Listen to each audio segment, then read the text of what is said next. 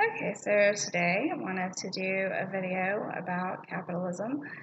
I may have already covered this topic before, years ago, but my views have, I think, evolved a good bit.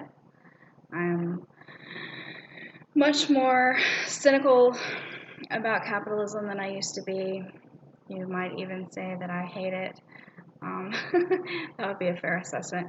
I don't call myself like a Marxist or communist or anything like that because I don't feel like I've really studied enough about alternate economic systems to be able to label myself one thing or another. But I did major in economics in college. I have lived for 42 years, almost 43 years on this planet, and I feel like I've accumulated some life experiences in that time. And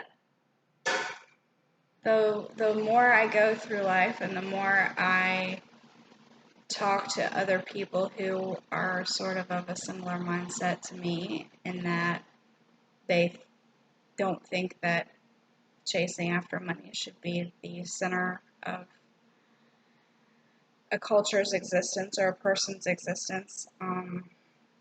It's ultimately a very shallow undertaking, and I don't.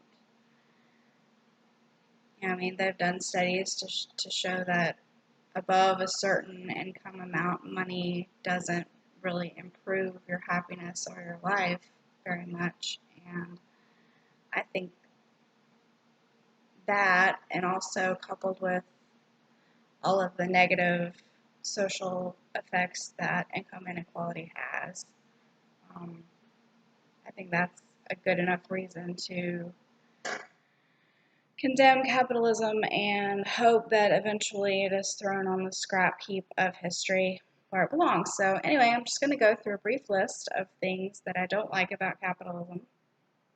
Um, First and foremost, I believe that it not only encourages and rewards unethical behavior, um, such as underpaying your employees or just not paying them at all, not paying your employees benefits, trying to cheat your employees out of wages, um, and then also cheating customers, shortchanging them, overcharging them, not giving them their money's worth.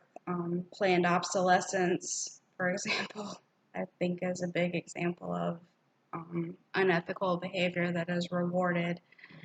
And if people made products that would last as long as you would hope, for a person's lifetime or whatever, if you were able to design that, that would actually be punished by the marketplace ultimately, because you're going to put yourself out of business if you can make a car that lasts 800 years. Then at some point it's going to be silly to produce more cars because you're going to already have enough and there's not going to be the need. So like this constant need for profit and output, I think, is not only horrible for the environment, but it's wasteful to people's lives. And also, I believe that capitalism, in addition to rewarding bad behavior, also punishes generosity. Um, for example, if you are the only, let's say, internet provider in your little market to provide decent wages for your employees and everybody else is paying their employees crap, well, then they are going to be able to charge lower prices than you, and ultimately you're going to put yourself out of business, not because you're producing an inferior product or service, but simply because other people are able to undercut you. And I think that the most troubling thing about capitalism to me, one of the most troubling things, is that people defend it saying that Well, competition is good. Competition makes people more efficient and da da da da. I think that may be true to a point, but in addition to competition driving people toward to be more productive, I think it also encourages people to engage in unethical behavior, like undermining your competitors in maybe shady and underhanded ways in order to corner the market. When people talk about competition and capitalism, they don't talk about the fact that when you study economics, which I did at the college level, they'll tell you, in perfect competition, profit is eliminated, or it's, close to being eliminated, because there's just so many producers. Like you can't really take a profit, because if you do, it's going to undermine your competitiveness. And so the competition that's supposed to be so great and supposed to be the reason why capitalism should exist actually is undermined by the fact that monopolies and oligarchies have higher rates of profit, and therefore it encourages companies to buy up their competition so that they can raise their prices, so that they can do whatever they want, basically, without having to worry about what the other guy is doing.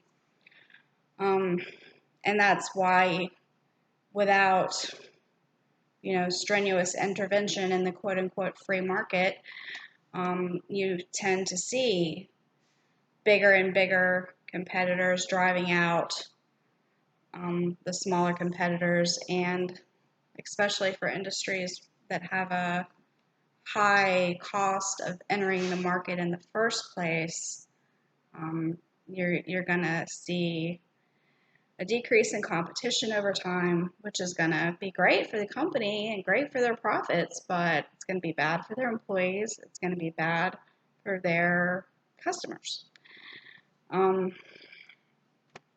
In addition, I believe that capitalism depends on a banking system. We have, debt-based currency in America. I don't know. I imagine it's similar other places. I don't really know enough about other countries to say if it is or isn't, but we have a debt-based currency, which basically means that every time a bank issues a loan, they're creating money in the sense that they're creating, zeros in a bank account somewhere. But they haven't actually created anything. And then when they demand interest payments on money that they loan out, they're basically demanding repayment in the aggregate economy, repayment of money that doesn't really exist in the real world. It's inflationary. It gives people that have money and who are born rich a vast advantage over everybody else. I don't understand how you can possibly justify the income inequality that exists, given that a lot of the people that are rich are rich because they were born rich, not necessarily, not because they worked their way up and they, were the best and blah, blah, blah. So it's, I don't know. There's just no way you can argue, I don't think, on the basis of merit that, rich people are rich because they deserve it, and poor people are poor because they just aren't working hard enough or smart enough or whatever.